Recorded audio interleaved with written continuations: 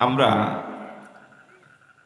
ইবাদত বলতে বুঝি নামাজ, রোজা, হজ, যাকাত, জিকির আজকার, তাসবিহ তাহলিল, কোরআন মজিদ তেলাওয়াত। আমরা এগুলোকেই সাধারণত ইবাদত বুঝি। দুনিয়াবি অন্যান্য কাজ কারবারগুলো এগুলোকে আমরা ইবাদত মনে করি না।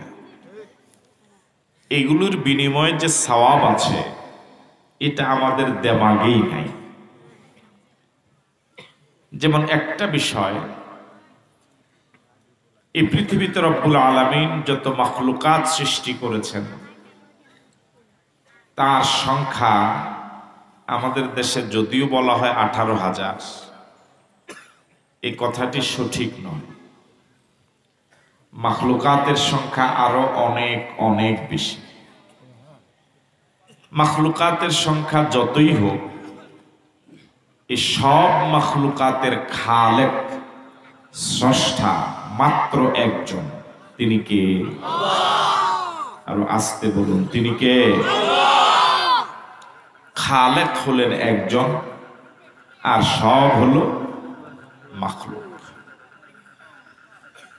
মাখলুকের সংখ্যা যাই হোক, আল্লাহ রাব্বুল আলামিন শুধু মানুষকে বিবেক দিয়েছেন, বুদ্ধি দিয়েছেন, আকল দিয়েছেন। মাখলুকাতের সংখ্যা যতই হোক, এর মাঝে শুধু মানুষ সামাজিক জীব। সমাজবদ্ধভাবে মানুষ বসবাস করে, একে অপরের সহযোগিতার প্রয়োজন হয়। কোনো মানুষ একাকী চলতে পারে না, কারো না কারো সহযোগিতা লাগে। মানুষ কখনো একাকী বনে জঙ্গলে বসবাস করে না। মানুষ সামাজিক জীব। এই মানুষের যেভাবে উপকার করে সমাজবদ্ধ জীব হওয়ার কারণে, আবার কিছু মানুষ সমাজে এমনও আছে যে মানুষের চরম ক্ষতিও করে। আমার কথা কি শুনছেন আপনারা? এবার বলুন তো, মানুষের উপকার করা এটা কি সওয়াবের কাজ না গুনার কাজ? তাহলে বোঝা গেল এটাও ইবাদত। এটাও কি? দুনিয়াবি কাজগুলো আমরা ইবাদত মনে করি না। রাসূল করিম সাল্লাল্লাহু আলাইহি ওয়াসাল্লাম বলেছেন, ঈমানের 70টির উপরে শাখা, এর মাঝে সর্বোত্তম শাখা হলো লা ইলাহা ইল্লাল্লাহ বলা, আর সর্বনিম্নটা হলো ইমাতাতুল আযা আনিত তরিক, রাস্তা থেকে কষ্টকর বিষয় সরিয়ে দেওয়া। আপনি যে রাস্তা দিয়ে হাঁটছেন, এ রাস্তায় কাঁটা পড়ে আছে, বিষয়টা অনেক ছোট না? আপনার কি আমার প্রতি রাগ? এটা কাঁটা পড়ে আছে, এটা অসতর্ক অবস্থায় কারো পায়ে ঢুকে যেতে পারে, কষ্ট হতে পারে। এটা রাস্তা থেকে সরিয়ে দেওয়া, রাসূল বলেছেন এটাও ঈমানের অংশ। আরো আসতে বলেন, মায়ের আসতে পারে। আমার আপনার কাছে বিষয়টা একেবারেই নগণ্য। রাস্তা একটু কাঁটা পড়ে আছে, এটা আবার সরার মাঝে এমন কি উপকার? কিন্তু রাসূল বলেছেন এটা ঈমানের গুরুত্বপূর্ণ বিষয়। রাস্তায় কেউ একটা গরু বেঁধে রেখেছে, যে গরুটা মানুষ দেখলে আঘাত করে। আসা যাওয়ার পথে এই গরুটা দেখে অনেকে আর এই পথে যায় না। আপনি গরুটাকে এই জায়গা থেকে একটু নিরাপদ দূরত্বে নিয়ে বেঁধে রাখবেন, সরিয়ে দিবেন, মানুষের যাতায়াতের পথকে সহজ করে দিবেন। এটা ইবাদত।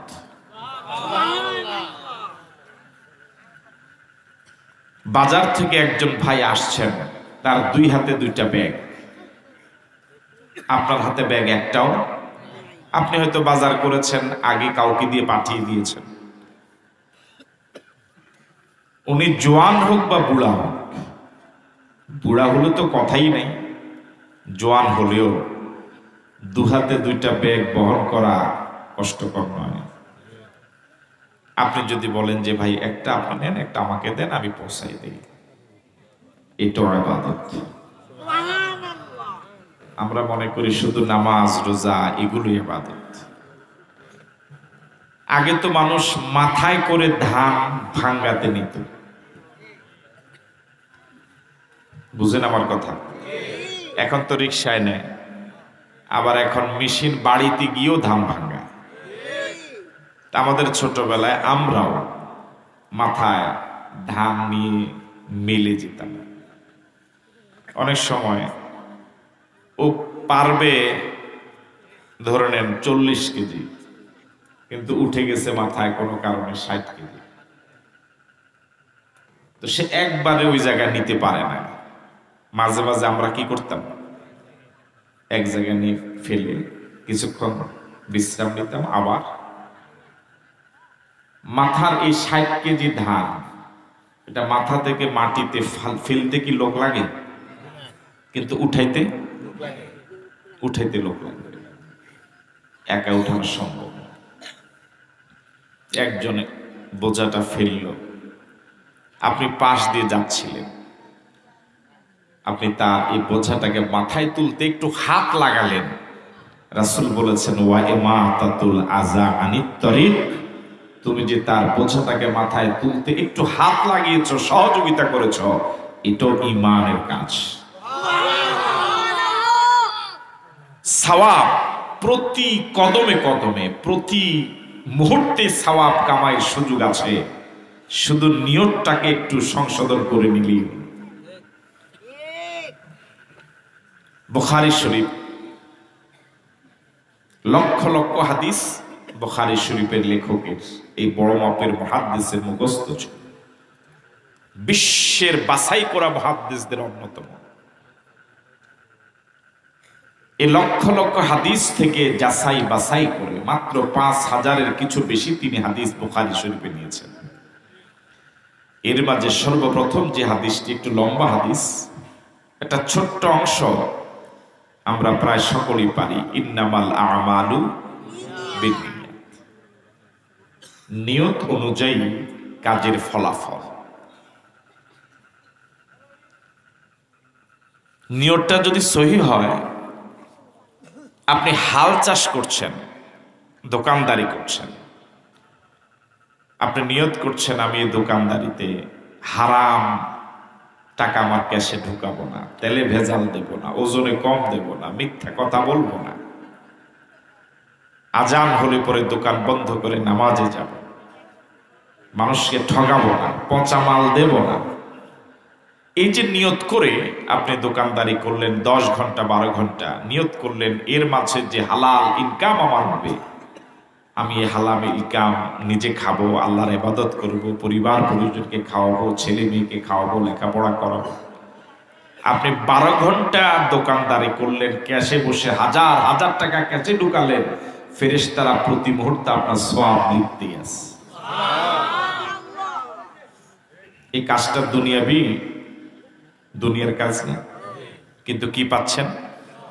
কেন? নিয়তের কারণে। আবার আরেকজন লোক হজে গেল, আপনার দৃষ্টিতে অনেক বড় কাজ, ঠিক না? এখন তো হজ করতে 4 লক্ষ টাকার উপরে লাগে। 4 লক্ষ টাকা কম না, 1.5 থেকে 2 মাস সময় লাগে। 1.5 মাস তো বটেই। এত কষ্টকর সফর, 4 লক্ষ টাকা। আপনি তো তার বাহ্যিক রূপ দেখে, এতদিন সে শার্ট প্যান্ট পরতো, কিন্তু হজ থেকে আসার পরে জুব্বা, পাগড়ি, হাতে তাসবিহ, ধরে নেন অনেক পরিবর্তন হলো। সবাই তাকে ভালো বলবে, অনেক ভালো হয়ে গেছে, কিন্তু যাওয়ার সময় তার নিয়তটা ছিল গর্বির, নিয়তটা সহি ছিল না। শুধু আল্লাহর জন্যই হজ করতে যাচ্ছে, নিয়তটা ছিল না।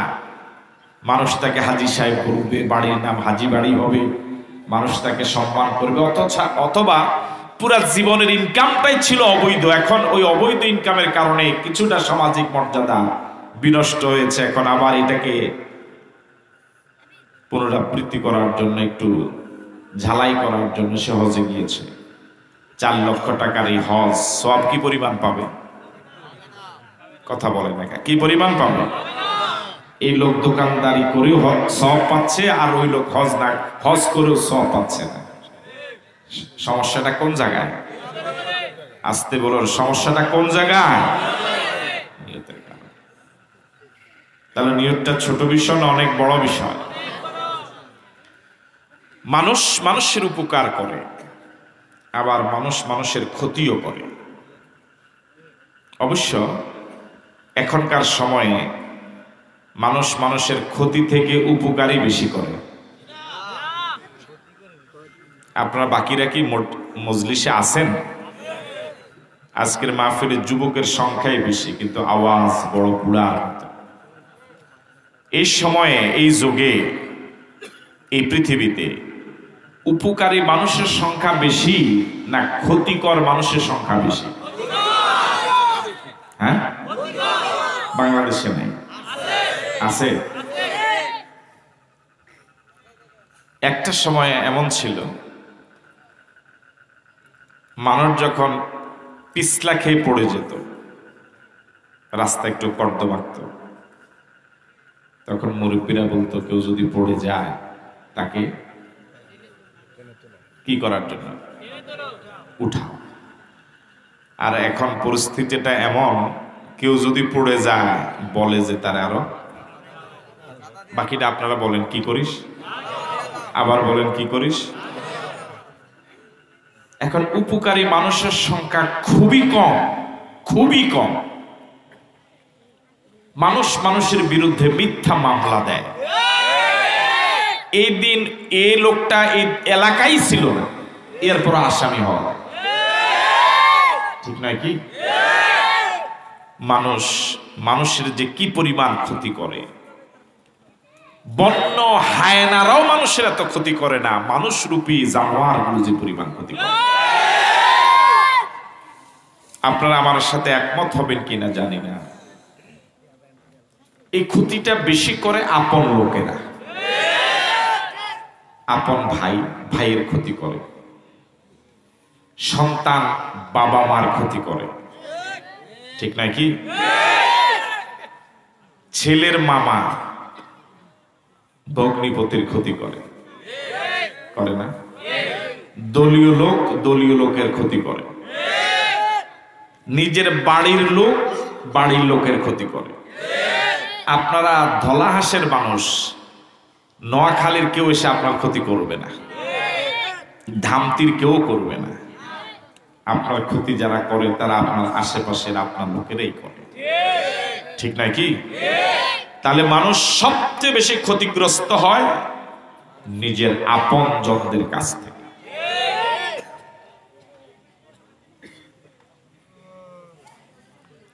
এই বর্তমান এই পরিবর্তনের কারণে আমরা প্রায় সবাই সময়কে গালি দিই, বলি সময় ভালো না, যোগ ভালো না। এরকম একটা কথা কি আপনাদের সমাজে আছে? এই কথাটা সঠিক না ভুল? কত পার্সেন্ট ভুল? 100% ভুল। রাসূল করিম সাল্লাল্লাহু আলাইহি ওয়াসাল্লাম বলেছেন, লা তাসুব্বুদ দাহরা ফাইন্নাদ দাহরা হুয়াল্লাহ। ও আমার উম্মতেরা, তোমরা যোগকে গালি দিও না, সময়কে গালি দিও না, কালকে গালি দিও না। ফাইন্নাদ দাহরা হুয়াল্লাহ, সময়ের স্রষ্টা তো আল্লাহ। যোগ, সময়, কাল এর স্রষ্টা কে? তা আপনি যদি আল্লাহর এই সৃষ্টিকে গালি দেন তো গালিটা কার উপরে পড়ে? আসলে কি সময় খারাপ না আমরা খারাপ? এই কর্নারে যুবকরা বলেই না, সময় খারাপ না আমরা খারাপ?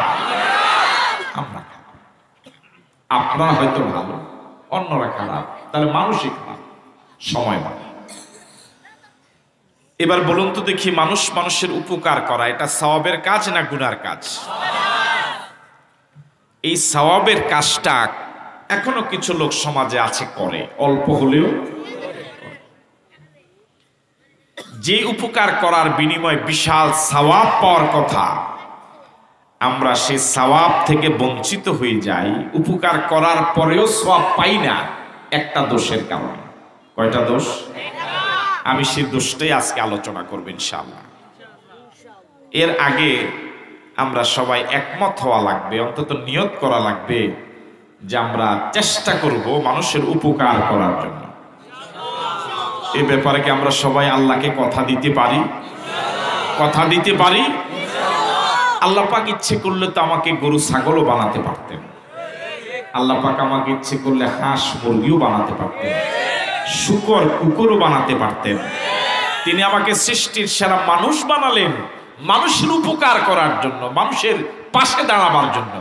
তো আল্লাহ পাক যেহেতু আমাকে মানুষ বানিয়েছেন, আমার সিদ্ধান্ত নেওয়া দরকার যে আল্লাহ আমি তোমার সৃষ্টির সেরা জীব মানুষের উপকারে কাজে লাগবে। অন্তত এতটুকু সিদ্ধান্ত নেওয়াই দরকার যে উপকার করতে পারি আর না পারি অন্তত কারো ক্ষতি করব না। ক্ষতি না করাও একটা উপকার। আমার কথা কি বুঝে আসছে আপনাদের? আমরা কি সিদ্ধান্ত নিতে পারবো যে ইনশাআল্লাহ যতক্ষণ পর্যন্ত আল্লাহ পাক সুস্থ রেখেছেন, রাখবেন, কারো ক্ষতি করব না? এই কথা কি আল্লাহকে দেওয়া যায়? কারা কারা দিতে পারবেন হাত তুলে দেখান তো দেখি। আল্লাহর কাছে আমরা বলছি আল্লাহ কারো ক্ষতি করব না। রাজি আছি? আল্লাহ কবুল করুক, বলি আমিন। আল্লাহ কবুল করুক। তাহলে আমরা যে ক্ষতি করব না, কি করব? উপকার করব। এই উপকার করার পরেও যে সওয়াব পাওয়ার কথা, সওয়াবটা বরবাদ হয়ে যাবে, বিনষ্ট হয়ে যাবে, ধ্বংস হয়ে যাবে একটা দোষের কারণে। ওই দোষটা কি জানা দরকার? একটু আগে তো আমরা সিদ্ধান্ত নিয়েছি কি করব। এই তো জবাব এখনো ছোট হয়ে গেল। কি করব? উপকার করবেন কি সওয়াবের আশায় না গুনার আশায়? এই সওয়াবটাও বঞ্চিত হয়ে যাবেন। সওয়াব থেকে একটা দোষ, সেই দোষটার নাম হলো খোঁটা দেওয়া। কি দেওয়া? খোঁটাকে বুঝেন আপনারা? আমি মনে হয় বুঝাতে পারি নাই। খোঁটা, খোঁটা কাকে বলে আপনাদের দেশে? হ্যাঁ হ্যাঁ, এটা একটা সহজ অনুবাদ। কিছু দিয়ে আবার বলা, এটার নাম কি করা? আপনি বড় ভাই, আপনি ছোট ভাইকে বিদেশ নিলেন, অথবা টাকা দিয়ে একটা চায়ের দোকান দিয়ে দিলেন। তার কাছ থেকে আপনি যে পরিমাণ ব্যবহার আশা করেছেন, একটু ব্যতিক্রমী ব্যবহার পেলেন। আপনি সাথে সাথে বলে ফেলেন যে তোকে না টাকা দিলাম, বিদেশ নিলাম। এটার নাম কি করা? খোঁটা দেওয়া। আপনি মসজিদে 10 লাখ টাকা দিচ্ছেন, 2 লাখ টাকা দিচ্ছেন, আপনার নিয়ত ছিল যে আপনাকে মসজিদ কমিটির সেক্রেটারি বানাবে, কেশিয়ার বানাবে, বানায় নাই। পরবর্তীতে আপনার কাছে আবার টাকার জন্য গেছে মসজিদ কমিটি। মাঠে আছেন আপনারা? তখন আপনি কি বলেন? দেখছি তো করে দিয়া। কথা কয় না? হ্যাঁ হ্যাঁ, সভাপতি ভালো করেছেন। এরকম বলার মতো লোক মনে হয় সমাজে নাই। কি বলে? কথা কয় না? দেখছি। এরকম বলার মতো আছে? আমার ভাইয়েরা, মানুষের ভোট পাওয়ার জন্য, ভোটের কথাটা আমি স্বেচ্ছায় বলি নাই, আপনাদের চেয়ারম্যান সাহেব একটু আগে বলে গেছেন। হ্যাঁ, তো উনি কইলে যদি দোষ না হয়, আমি কইলে দোষ হইব কা? ওরে কথা কয় না, ঠিক না? এটা তো কোরআনের মাহফিল, উনি তো ভোটের কথা কইয়া গেছে, তো উনি কইলে দোষ হয় নাই, তো আমি কইলে দোষ হইব? এখন উনি বলে গেছে ভোট, এখন একজনে আরেকজনের ভোট পাওয়ার জন্য বিড়ি খাওয়ায়, চা খাওয়ায়, টাকা দেয়। এই সিস্টেম নাই তো মনে হয়। এখন যাকে টাকা দিল, এলাকায় টাকা খাওয়াইলো, কিন্তু লোকটা ফেল করলো, এরপরে কি খোঁটা দেয়? তোরে চা খাওয়াইলাম, ভোট দিলি না? হ্যাঁ দেয়। তোরে 500 টাকা দিলাম, ভোট দিলি না? হ্যাঁ, এখন তো শুধু খোঁটা দেয় না, এখন বাড়ি জ্বালাইয়া দেয়, এখন তার দোকান লুট করে, হ্যাঁ, এখন তার ফিরে ঠ্যাং ভাঙ্গা লাগে, অথবা এমন আঘাত করে যে টাকা উদ্ধার করে ছাড়ে। টাকা যদি সে খাইয়ালায়, মুখের ভিতরে মনে হয় হাত ভরে নিয়ে যাবে। ঠিক নয় কি আমার ভাইরা? তাহলে উপকার করার পর সওয়াব থেকে আমরা বঞ্চিত হই কয়টা দোষের কারণে? সেই দোষটার নাম কি? আরো জোরে বলেন, আবার বলেন। তাহলে আমরা উপকার করব কিন্তু খোঁটা দেব না, ঠিক আছে কথা? উপকার করব, খোঁটা দেব না। এবার আসুন, যিনি খোঁটা দেন আরবিতে তাকে বলা হয় মান্নান। কি বলে? আবার বলুন। আল্লাহ রাব্বুল আলামিনের অসংখ্য নাম আছে, এর মাঝে একটা নাম হলো মান্নান। ওয়ালিল্লাহিল আসমাউল হুসনা ফাদউহু বিহা। আল্লাহর অনেক চমৎকার সুন্দর সুন্দর নাম আছে, এর মাঝে একটা নাম হলো মান্নান। কি নাম? মানুষ মান্নান হতে পারে না, মানুষ হবে আব্দুল মান্নান। মানুষ কি হবে? মান্নানের গোলাম। তাহলে খোঁটা দেওয়া মানুষের মানায় না, খোঁটা দেওয়া মানায় কার? আরো জোরে বলেন, কার? এখন তো আমরা এমন নিমক হারাম, বহু সন্তান সমাজে আছে নিজের জন্মদাতা পিতাকেও খোঁটা দেয়, নিজের গর্ভধারিণী মাকে পর্যন্ত খোঁটা দেয়। 5 ভাই, সব ভাই সমান ইনকাম করে না, এটাই স্বাভাবিক। সভাপতির মতো পয়সা কয়জন আছে? পয়সা আছে তো আপনার ইনশাআল্লাহ, আলহামদুলিল্লাহ। তাহলে এখন একজন 5 ভাইয়ের 1 ভাই ধনী মানুষ, পয়সা ভালো, বাবা অসুস্থ হয়েছে, বাবার পিছনে সে 2 লাখ টাকা খরচ করেছে, বাকি 4 ভাই খরচ করতে পারে নাই। পারিবারিক বৈঠকে বিভিন্ন সময় কিন্তু বড় ভাই ওইটা খোঁটা দেয়, তুই কয় টাকা দিছিস? আমি 2 লাখ টাকা দিছি। এরকম সন্তান দলাহাস নাই। নিজের মাকে পর্যন্ত খোঁটা দেয়, কত নিমক হারাম সন্তান। আল্লাহ তুমি আমাদেরকে হেফাজত করো, আল্লাহ আমাদেরকে হেদায়াত করো, আল্লাহ সিরাতে মুস্তাকিমের পথে আমাদেরকে পরিচালিত করো। আল্লাহ রাব্বুল আলামিন কোরআন মজিদে পরতে পরতে আমাদেরকে খোঁটা দিয়েছেন। 2-1টা খোঁটা কি শুনবেন? খোঁটা দিয়েছেন কে? আবার বলুন, কে?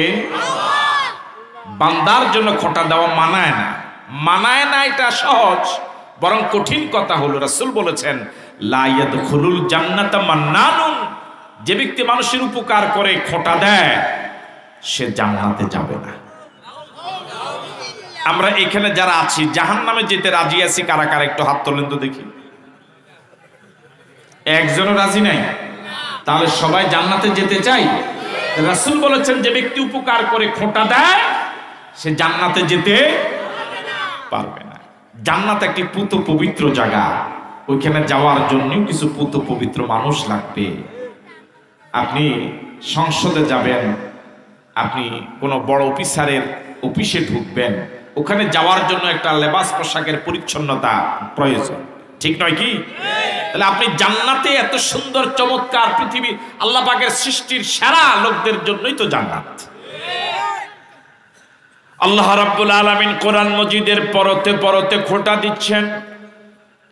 কাইফা তাকফুরুনা বিল্লাহি ওয়া কুনতুম আমওয়াতান ফাহিয়াকুম সুম্মা ইউমীতুকুম সুম্মা ইউহয়ীকুম সুম্মা ইলাইহি তুরজাউন। ও দুনিয়ার মানুষেরা, খোঁটা দিচ্ছেন কে? আল্লাহ। আওয়াজ দিয়ে বলেন, আল্লাহ। আল্লাহ পাক খোঁটা দিচ্ছেন। কাইফা তাকফুরুনা বিল্লাহ, কেমনে এমন আল্লাহকে ভুলে গেলি? ওয়া কুনতুম আমওয়াতান, তোমরা সবাই মরা ছিলে। ফাহিয়াকুম, আমি আল্লাহ তোমাদেরকে জীবন দিয়েছি। খোঁটা দেয় না আল্লাহ? মরা ছিলি, আমি কি দিলাম? জীবন দিলাম। আগে দেশে থাকতে বিড়ির পাশা খুঁজে খুঁজে খাইছস, এখন আমি বিদেশ নেওয়ার পরে গাড়িতে চলো না, এরকম বলি না আমরা? আগে ছোট ভাই কি করতো? বিড়ি, একজনে যখন সিগারেট ধরায় যাইতো সে পিছে পিছে ঘুরতো, ও ফালাইলে কিরে ভাই কথা কয় না কে? আর এখন বিদেশ নেওয়ার পরে এটা খোঁটা না? আল্লাহ খোঁটা দিচ্ছেন, বান্দা তুই তো মরা ছিলি, আমি আল্লাহ তোকে জীবন দিলাম, আর জীবন পেয়ে আমি আল্লাহকে ভুলে গেলি। কাইফা তাকফুরুনা বিল্লাহ, কাইফা তাকফুরুনা বিল্লাহ ওয়া কুনতুম আমওয়াতান ফাআহইয়াকুম সুম্মা ইউমীতুকুম সুম্মা ইউহয়িকুম সুম্মা ইলাইহি তুরজাউন। ও দুনিয়ার মানুষেরা, কেমনে এমন আল্লাহকে ভুলে গেলি? কেমনে ভুলে গেলি? তোমরা সবাই মরা ছিলি, আমি রব্বুল আলামিন দয়া করে মায়া করে তোমাদেরকে জীবন দিলাম। এবার আপনাদের সকলের কাছে প্রশ্ন, আমরা সবাই জীবিত ছিলাম না মরা? যাদের জবান আছে সবাই জবান খুলে বলেন, জীবিত ছিলাম না মরা? জীবন দিলেন কে? অন্য আয়াতে রব্বুল আলামিন বলেন, হাল আতা আলাল ইনসানি হিনুম মিনাদ দাহরি লাম ইয়াকুন শাইআম মাযকুরা। ও বান্দা, তোমার উপরে কি এমন একটা সময় যায় নাই? তোমার জীবনে কি এমন একটা সময় যায় নাই যে সময় তুমি উল্লেখ করার মতো কিছুই ছিলি না? ছিলাম এক ফোঁটা পানি। ওয়ালাকাদ খালাকনাল ইনসানা মিন সুলালাতিন মিন তিন। আল্লাহ রাব্বুল আলামিন আমাকে আপনাকে মাটির নির্যাস থেকে বানালেন, আদমকে মাটির নির্যাস থেকে বানালেন। আমরা তার সন্তান, আমরাও মাটির সৃষ্টি। আমার আপনার জন্মের উৎস হলো এক ফোঁটা পানি। ইয়াখরুজু মিন বাইনিস সুলবি ওয়াত তারাইব, যে পানিটা নারীর বক্ষদেশ আর পুরুষের পৃষ্ঠদেশ থেকে সবেগে নির্গত হয়েছিল। এই পানির পৃথিবীর কোন মার্কেটে 4 পয়সার দাম নাই, ফ্রি দিলেও কেউ দিবে না। বাজে পানি। স্বামী এবং স্ত্রীর দেহ থেকে বের হলে পরে, নারী এবং পুরুষের দেহ থেকে বের হলে পরে গোসল ফরজ হয়ে যায়। এমন এক ফোঁটা বাজে পানি, কম দামা নয়, বেদামা পানি। এই পানিকে রব্বুল আলামিন এত দামি বানালেন। এখন আমি কোটি টাকার মালিক, এখন মুফতি, মুহাদ্দিস, এমপি, মন্ত্রী, চেয়ারম্যান, এখন সভাপতি, এখন সেক্রেটারি, এখন শিল্পপতি, এখন টাকাওয়ালা, গাড়িওয়ালা, বাড়িওয়ালা। এক ফোঁটা বেদামা পানিকে এত দামি যিনি বানালেন, তিনি আর কেউ নন, তিনি হলেন আল্লাহ। আওয়াজ দিয়ে বলুন আল্লাহ। আবার বলুন আল্লাহ। আরেকবার বলুন আল্লাহ।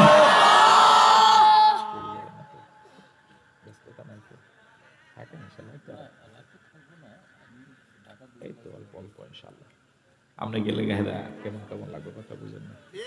এই দেখছেন, সভাপতি গেলে গায়ে সব মাহফিলি তো কানা, ঠিক না কথা না? সভাপতি মানে পতি মানে স্বামী, এই সবার স্বামী উনি, মানে মুরব্বী। তো মুরব্বী গেলে গিয়ে এই হোলাইন্ডে বইতে লাভ, ঠিক না? এই জন্য অল্প সময় আমরা শেষ করে দেব। আমার ভাইয়ারা, এক ফোঁটা পানি যখন মায়ের জড়াইতে গেল, তিনি আমার এমন আল্লাহ, তিনি আমার এমন আল্লাহ। ওই এক ফোঁটা পানির খবর পৃথিবীর কেউ রাখে নাই। আমি আপনি এখন যে দল করি, ওই দল আমার সংবাদ তখন নেয় নাই। আমি যে পীরের মুরিদ, আমার পীর আমার তখন সংবাদ জানতো না। পৃথিবীর কেউ আমার সংবাদ যেদিন নেয় নাই, সবার কাছে যেদিন আমি অবহেলিত ছিলাম, যেদিন সবাই আমাকে ভুলে গিয়েছিল, সেদিন যিনি আমাকে ভুলে যান নাই, তিনি হলেন আল্লাহ। আল্লাহ। ওই এক ফোঁটা বেদামা পানিকে তিনি আমার মালিক আপন কুদরতে লালন শুরু করলেন। 40 দিন গত হওয়ার পর ওই পানিটাকে রব্বুল আলামিন রক্তের টুকরা বানালেন। আবার 40 দিন গত হওয়ার পর ওই রক্তের টুকরাটাকে মালিক এবার গোশতের টুকরা বানালেন। সুবহানাল্লাহ। তিনি যদি ইচ্ছে করতেন, আমার আপনার বয়স যখন মায়ের গর্ভে 40 দিন যখন রক্তের আকারে ছিলাম, তখন তিনি আমাকে আপনাকে মায়ের গর্ভ থেকে খালাস করে দেওয়ার ক্ষমতা কি তার ছিল? কথা বলে না, চশমা ছিল। যখন তিনি যদি সেদিন খালাস করে দিতেন, তখন আমার আপনার জায়গা হয়ে যেত টয়লেটে। পৃথিবীর কেউ আমার আপনার পরিচয় জানতো না। আমার নামে পোস্টারিং হতো না, মাইকিং হতো না, হ্যান্ডবিল হতো না। কেউ আমাকে প্রধান মেহমান করে দাওয়াত দিত না। তিনি আমার এমন আল্লাহ, ওই রক্তের টুকরাটাকে তিনি খালাস করে নেই, বরং গোশতের টুকরা বানালেন। সুবহানাল্লাহ। এই গোশতের টুকরাটাকে তিনি একটা পুতুলের আকৃতি দিলেন, ছোট্ট একটা মানব আকৃতি দিলেন। এই ছোট্ট পুতুলটার ভিতরে আমার রব, তিনি আমার আল্লাহ, একটা নয় দুইটা নয়, চিকন চিকন 206 খানা হাড় দিলেন। হাড় কি বুঝেন? আমার আপনার দেহের ভিতরে মায়ের গর্ভে যখন ছোট্ট একটা পুতুল ছিলাম, তখনই আমার আপনার দেহের ভিতরে চিকন চিকন 206টা হাড় দিলেন কে? হাড়ের সংখ্যা কয়টা? সব জায়গার হাড় একরকম নয়, যে জায়গায় যেমন হওয়া দরকার ওই জায়গায় ওমন দিলেন। এই 5টা আঙ্গুলের ভিতরে হাড় আছে, এই হাড়টা যেমন মোটা এটা তেমন মোটা নয়, এটা যেমন ছোট এটা তেমন ছোট নয়। বুকের হাড় একরকম, পিঠের হাড় আর একরকম, মাথার হাড় একরকম, কপালের হাড় একরকম, নাকের হাড় একরকম, কানের হাড় একরকম, গলার হাড় একরকম, ঘাড়ের হাড় আর একরকম, হাঁটুর নিচের হাড় একরকম, হাঁটুর উপরের হাড় আর একরকম, কোনোর নিচের হাড় একরকম, উপরের হাড় আর একরকম, পাঁজরের হাড় আর একরকম। আল্লাহু আকবার বলবেন। ও মানুষ, তুমি আল্লাহকে খুঁজে পাও না, তুমি আল্লাহকে তালাশ করে পাও না, তুমি আল্লাহর গোলামি করার মতো কোনো কারণ তুমি খুঁজে পাও না, অথচ আল্লাহ রাব্বুল আলামিন বলেন ওয়াফি আনফুসিকুম আফালা তুবসিরুন। ও বান্দা, আমি আল্লাহকে পাওয়ার জন্য মঙ্গলে যাওয়ার প্রয়োজন নাই, চাঁদে যাওয়ার প্রয়োজন নাই, সাগরে যাওয়ার প্রয়োজন নাই, বনে জঙ্গলে বৈরাগ্য জীবন যাপন করার কোনো প্রয়োজন নাই।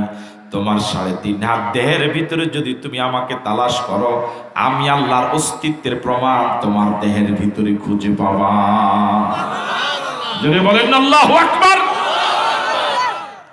কি এক শিল্পী তিনি, কি এক শৈল্পিক রূপ দিলেন আমার আপনার দেহকে। ওয়ালাকাদ কাররামনা বানি আদম ওয়াত-তিন ওয়াজ-যাইতুন وطور سينين وهذا البلد الأمين لقد خلقنا الإنسان في أحسن تقويم। এই পৃথিবীতে রব্বুল আলামিন যত মাখলুকাত বানালেন সবচেয়ে সুন্দর আকৃতি দিলেন মানুষকে। আল্লাহু আকবার।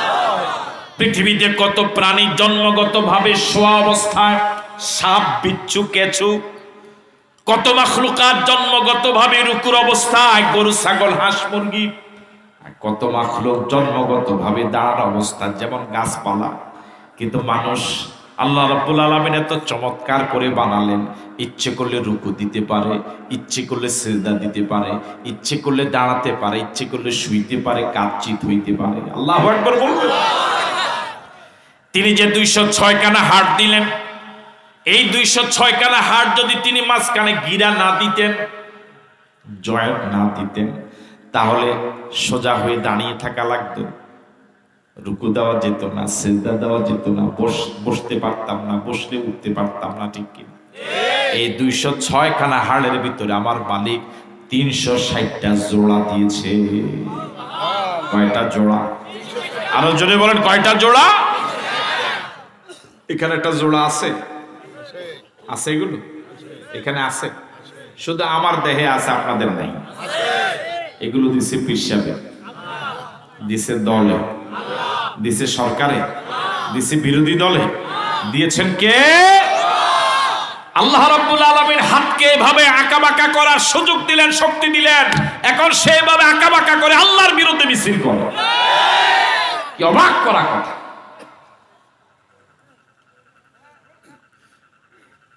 $206 খানা হাড় দিলেন, 360টা জোড়া দিলেন। আমার ভাইয়েরা, হাঁটুতে একটা জোড়া আছে না নাই? আছে। হাঁটুর জোড়ার উপরে কিন্তু একটা কভার আছে, একটা ঢাকনা আছে। দেখছেন কখন? যখন সোজা হয়ে দাঁড়াই তখন ঢাকনাটাকে এদিক সেদিক করা যায়। ঠিক আছে, আছে না, এরকম এরকম করা যায়। কিন্তু যখন এখন এইভাবে যে বসলাম, এখন আর এটা কি করে না, এদিক সেদিক কি একটা এভাবে তিনি খাপ খয় দিলেন, যখন এমন করি এটা জাগা মতো এসে সেট হয়ে যায়। সুবহানাল্লাহ, জাগা মতো এসে কি হয়ে যায়, সেট হয়ে যায়। আবার যখন দাঁড়াই তখন এটা নরম হয়ে যায়, দিক সেদিক করা যায়। সুবহানাল্লাহ, কোনো স্ক্রু নাই, কোনো নাট বল্টু নাই, কেমন সৃষ্টি তিনি করে দিলেন। সুবহানাল্লাহ।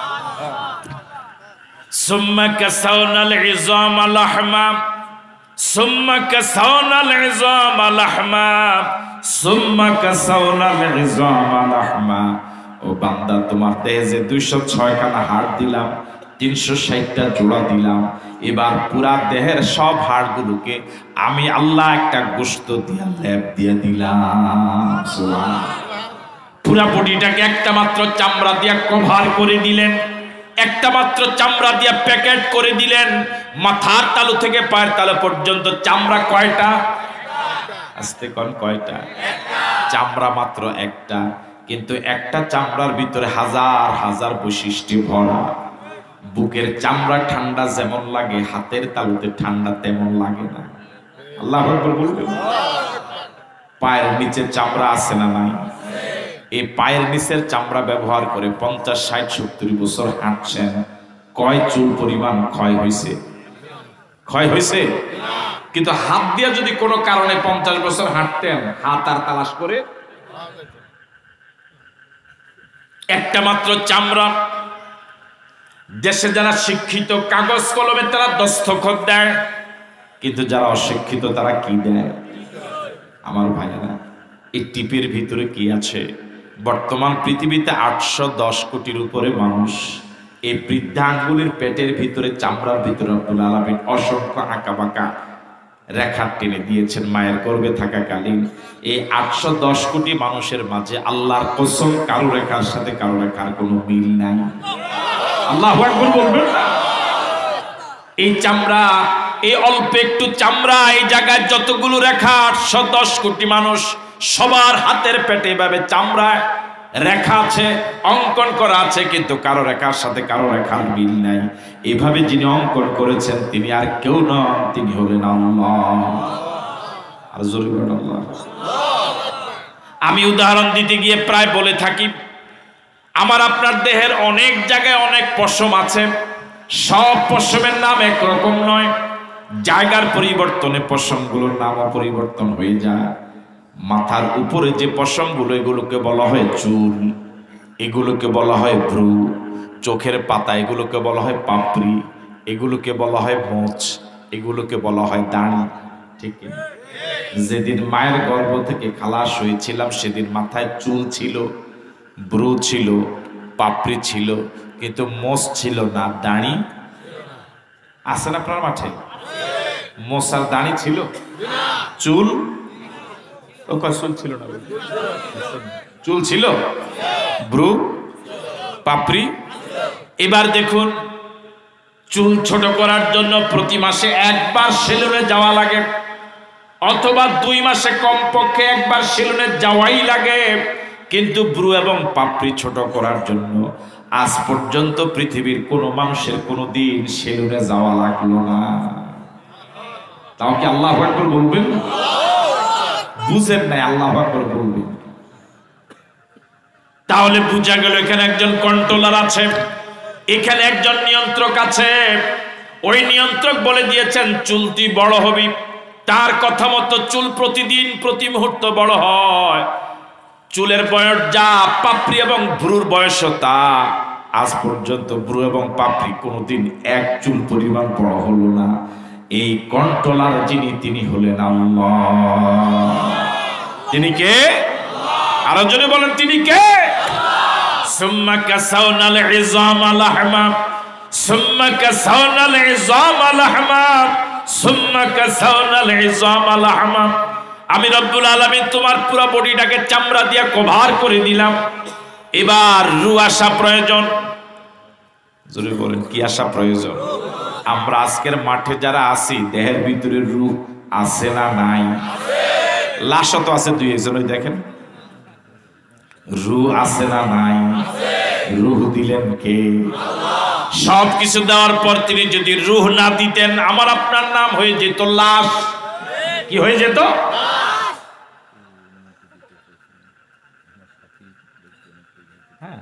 আমার কোনো সমস্যা নেই, আপনি জনগণ, আপনি চলে যাবেন,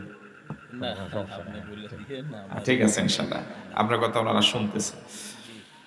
জি আমার ভাইয়েরা, তাহলে কি বলতেছিলাম, লাশ কি হয়ে যেতাম, আল্লাহ রাব্বুল আলামিন রূহ দিলেন। আমার পক্ষ থেকে একটু বলে দেন, একটু ক্ষমা চাই, আমি ঢাকা যাব, আমার সাথীরা তাদের আবার কাজ আছে কালকে। আচ্ছা ইনশাআল্লাহ, উনি চলে যাচ্ছেন, ব্যস্ততা আছে, ওনার জন্য দোয়া করেন ইনশাআল্লাহ। জি কি হয়ে যেতাম, আরো আস্তে কোন, কি হয়ে যেতাম, রূহ দিলেন কে?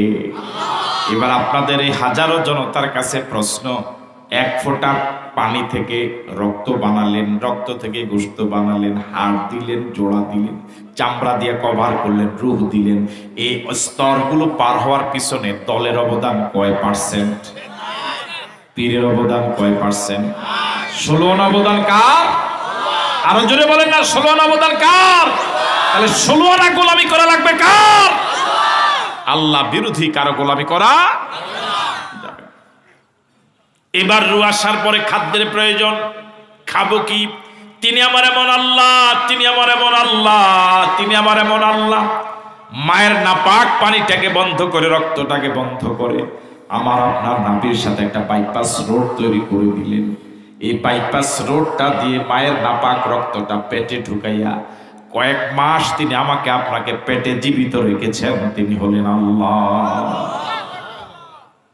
তিনি ইচ্ছে করলে নাপাক রক্তটাকে আমার আপনার জবান দিয়ে পেটে ঢুকাতে পারতেন, জবানটা তিনি পবিত্র রাখলেন যাতে করে দুনিয়াতে যাওয়ার পরে বান্দা বান্দি এই পবিত্র জবান দিয়ে আল্লাহর পবিত্র নামের জিকির করতে পারে।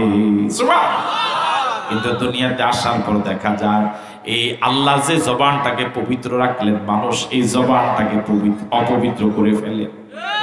এই জবান দিয়া বিড়ি খায়, সিগারেট খায়, ডাইল, বুড়া কয়েছে ডাইল চিনেন? হ্যাঁ হ্যাঁ চিনেন? এই জবান দিয়া গাঁজা খায়, হিরোইন খায়, বাবা খায়, ইয়াবা খায়, খায় কি খায় না? আমার ভাইরা কি কয়, ইয়ানে আছে চেয়ারম্যান সাহেব কয়ে গেছে জানুয়ারিতে বন্ধ করবো, এই 2 মাস কি কে জানে। আমার ভাইরা এই জবান দিয়ে সুদ খায়, আপনাদের কথা দ্বারা তো বুঝে যায় খায় না, মানুষ খায়, ঘুষ খায়, এই জবান দিয়া মিথ্যা কথা বলে, এই জবান দিয়া মিথ্যা মামলা দেয়, এই জবান দিয়া মিথ্যা সাক্ষী দেয়, এই জবান দিয়া উলামায়ে কেরামরে গালি দেয়, এই জবান দিয়া মা বাবার গালি দেয়, ঠিক কিনা? এই জবান দিয়া আল্লাহর বিরুদ্ধে কথা বলে, এই জবান দিয়া নবীর বিরুদ্ধে কথা বলে, এই জবান দিয়া ইসলামের বিরুদ্ধে স্লোগান দেয়। আল্লাহ যে জবানটাকে পবিত্র রাখলেন, আমরা অপবিত্র করছি। এবার বলুন তো, যে আল্লাহ এক ফোঁটা পানি থেকে, বেদমা পানি থেকে এত চমৎকার পদ্ধতি ক্রস করে করে এত সুন্দর মানুষ বানালেন, ওই আল্লাহর বিরুদ্ধে যখন মানুষ চলে তখন আল্লাহ খোঁটা দেওয়াটা মানায় না, বেমানান? আল্লাহ তো খোঁটা দিছে, আমরা হইলে মাইরে ফেলতাম। কথা কয় না? 500 টাকা দিছে, হে মারে দেয় নাই, এর ফলে তো তারি মারিলাম। আমার আপনার জীবনে কি 500 টাকার অবদান আল্লাহ? মাথার চুল থেকে পায়ের তালু পর্যন্ত কত হাজার কোটি টাকার সম্পদ কে দিলেন? রূহ দিলেন কে? না মানুষ। দল মানুষ রূহ তো দেয় না, বরং ফিডে মেরেলা। চোখ দিছে কে? মানুষের চোখ তো দেয় না, বরং মানুষের চোখ উঠায় এলা। দাঁত দিছে কে? মানুষের দাঁত তো দেয় না, বরং মানুষ দাঁত ভাঙে গেল। ঠিক নয় কি? পাও দিছেন কে? মানুষ তো পাও দেয় না, বরং মানুষ পাও। ঠিক না কি? এবার খাদ্যের, এবার দুনিয়াতে আসার সময় হলো। দুনিয়াতে আসবো কিভাবে? আল্লাহ রাব্বুল আলামিন বলেন, সুম্মাস সাবিলা ইয়াসসারা, ও বান্দা, তোমাকে এক ফোঁটা পানি থেকে এত সুন্দর মানুষ বানালাম, আমি আল্লাহ তোমাকে দুনিয়াতে আসার পথটা আমি সহজ করে দিব। সুবহানাল্লাহ। কিন্তু বর্তমান সময়ে অধিকাংশ সন্তানগুলো সিজার ছাড়া কল্পনাই করা যায় না। এই এলাকার নাই মা মসজিদ আছে? হ্যাঁ, একজন আর বাদ রাখছেন না, এটাও কই। এখানে আমি সহ আমরা যারা, আমরা তো কেউ সিজারে হইনি, কথা কয় না। আপনি তো মাতেন না কেন? কিন্তু এখন সিজার ছাড়া কল্পনাই করা যায় না। এখানে অনেক অনেক দিকের সমস্যা। আমাদের ওই যে শুরুতে বলেছিলাম নিয়ত, এখনকার স্বামী স্ত্রীর বিয়ের আগে মোটামুটি না হলো বিয়ের পরে নিয়ত করে ফেলে কোন হাসপাতালে করব, হে আগে হাসপাতালের নাম্বার যোগাযোগ শুরু করে দিস। নিয়ত আনমান আল্লাহ কেমন, যার মনে আল্লাহ কেমন, কথা কয় না, যার মনে।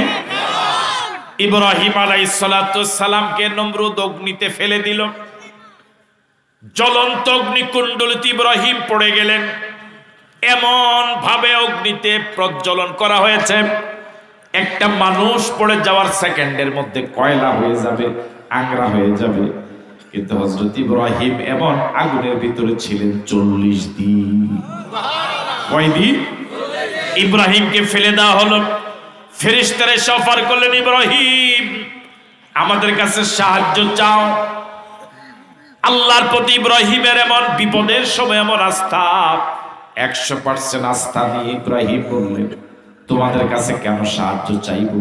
আমি তো এমন আল্লাহর গোলামি করি না যে আল্লাহ তার বান্দার দুরবস্থা দেখে না।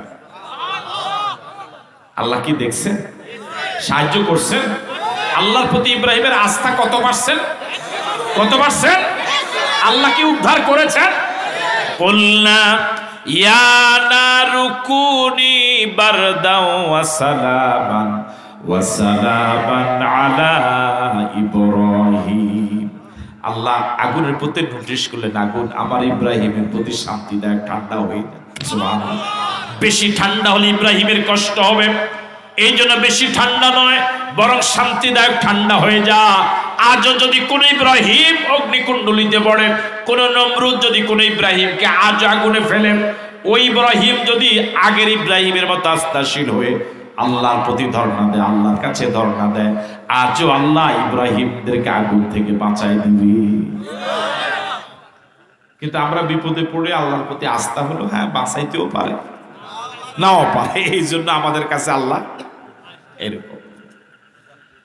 আমার ভাইয়েরা, এখন বিয়ের পরেও যে বলেছে হাসপাতাল কোনটাতে করাইবো ঠিক করে, এই জন্য নিয়ত যেরকম করবি, এই জন্য সিজার ছাড়া কি থাকে না, উপায় থাকে।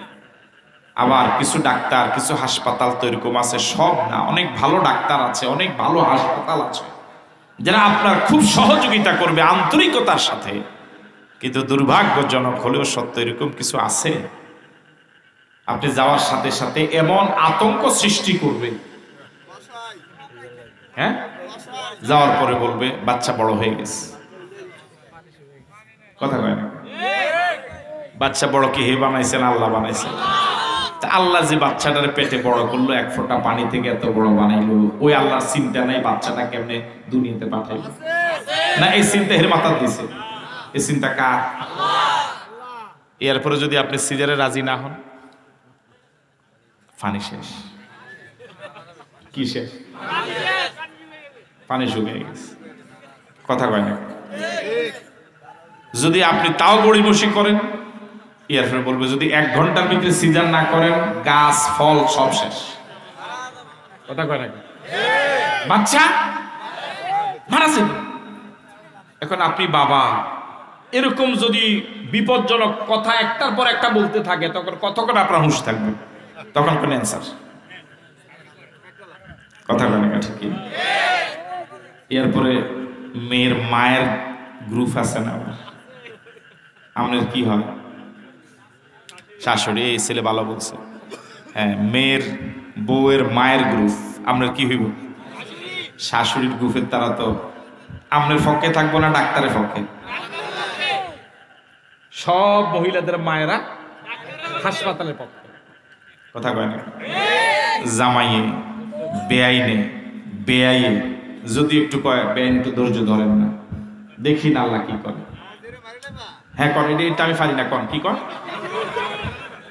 আর না আমি বলেন না কি কর। হ্যাঁ আরো জোরে কন কি কর। আমার জিরে মারি লেবে নাকি? কি আদরের জি। এরপরে যদি ছেলে টাকা দিতে রাজি না হয়, এত টাকা লাগবে, টাকা নাই, এরপরে কি কয় মেয়ের মা? হ্যাঁ হ্যাঁ কও কি কয়? আমি দেম। কি টাকাওয়ালা, কথা কয় না কেন? কি টাকাওয়ালা, ঠিক আছে না? শেষ পর্যন্ত সিজার হয়। এই মেয়েটা সিজারের পরে সারা জীবনের জন্য অসুস্থ হয়ে যায়।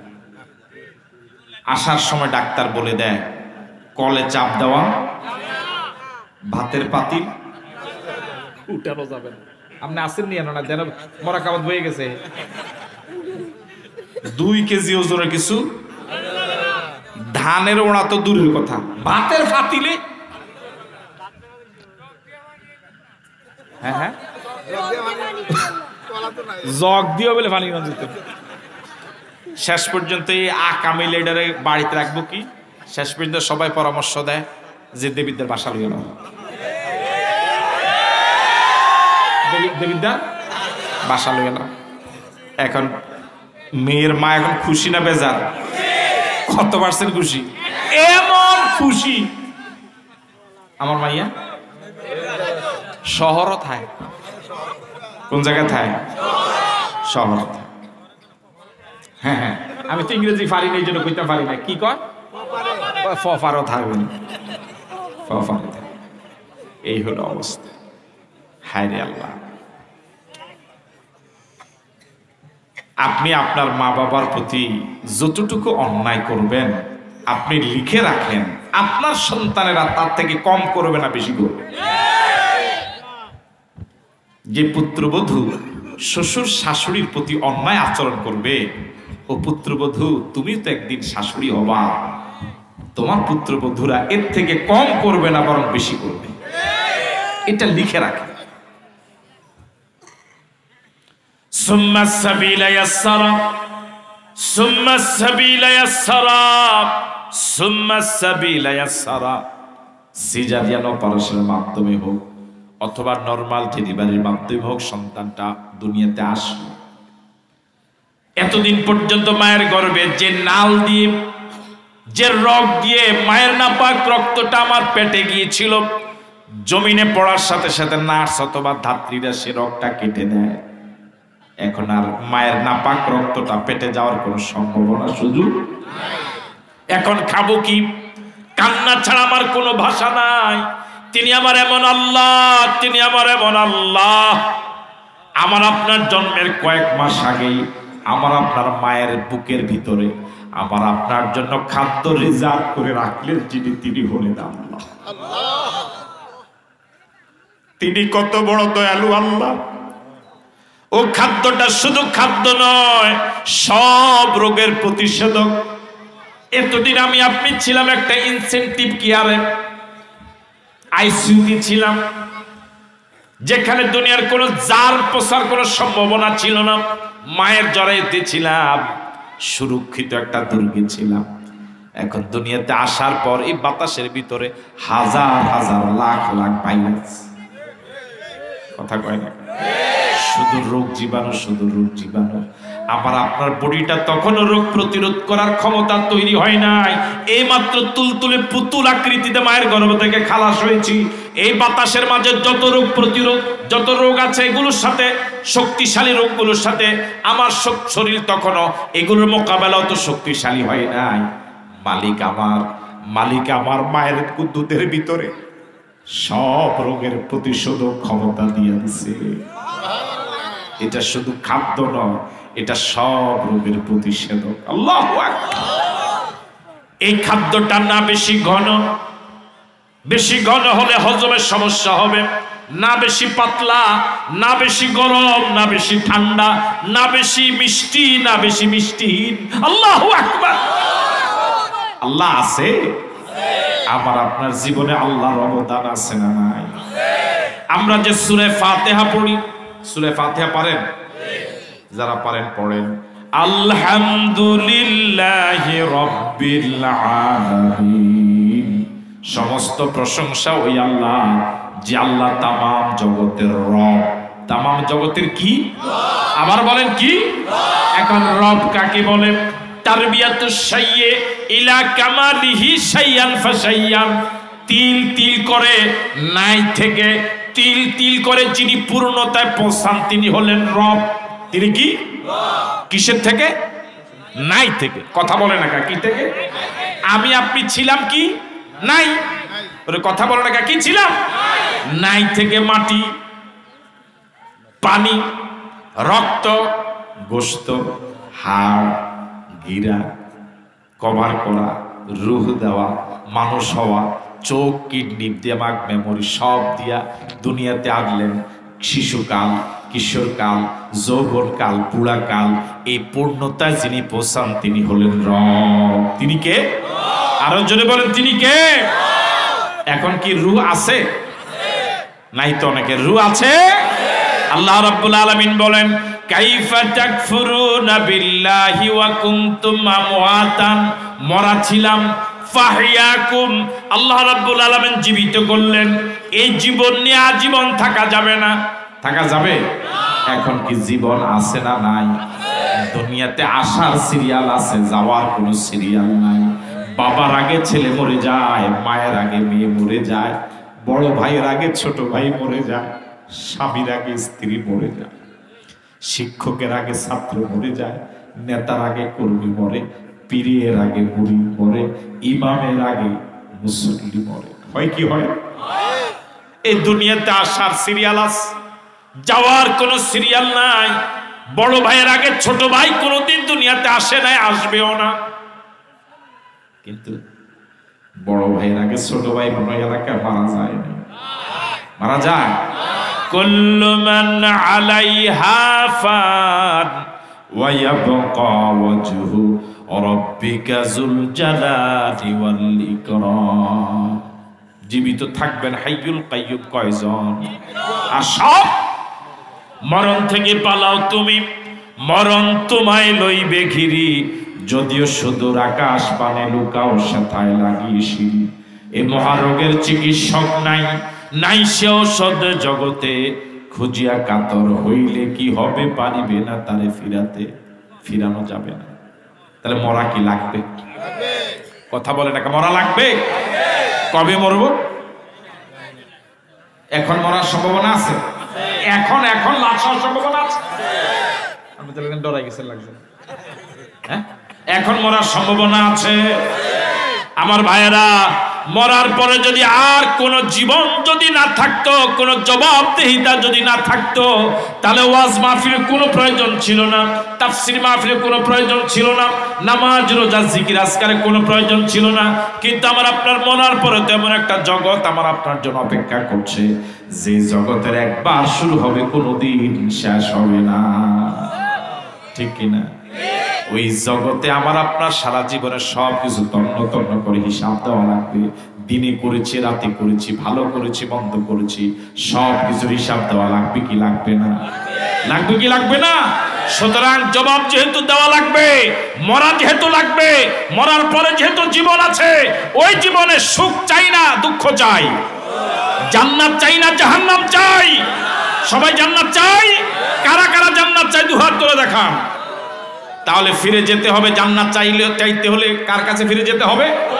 আরো জোরে বলেন, কোন দিকে ফিরে যেতে হবে? আসুন আমরা সিদ্ধান্ত নিই আজকের মাহফিল থেকে, যেহেতু এই জীবন একেবারে ক্ষণস্থায়ী, আজকেও মরে যেতে পারি, আগামীকালকেও মরতে পারি। একটা অনন্ত জীবন আমার আপনার সামনে রয়েছে, যেখানে কারো হেলো কাজে আসবে না, কোনো টাকার গরম, ক্ষমতার গরম কিচ্ছু কাজে আসবে না। আমার আপনার আমলই সেদিন একমাত্র হয়তো আল্লাহর কাছে নাজাতের উসিলা হতে পারে আল্লাহর মেহেরবানিতে।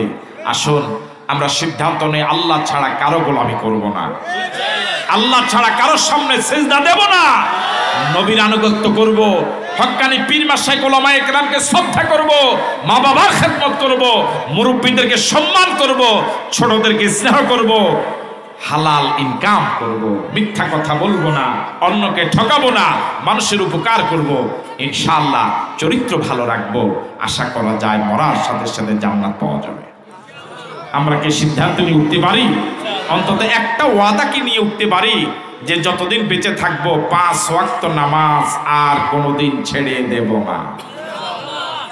আওয়াজে কি বোঝা যায় যে আমরা কি সিদ্ধান্ত নিতে পারি? আর যুবকেরা, প্রিয় যুবকেরা, কলিজার টুকরা যুবকেরা, এখন তো রক্ত গরম, এই রক্ত বেশি দিন গরম থাকবে না।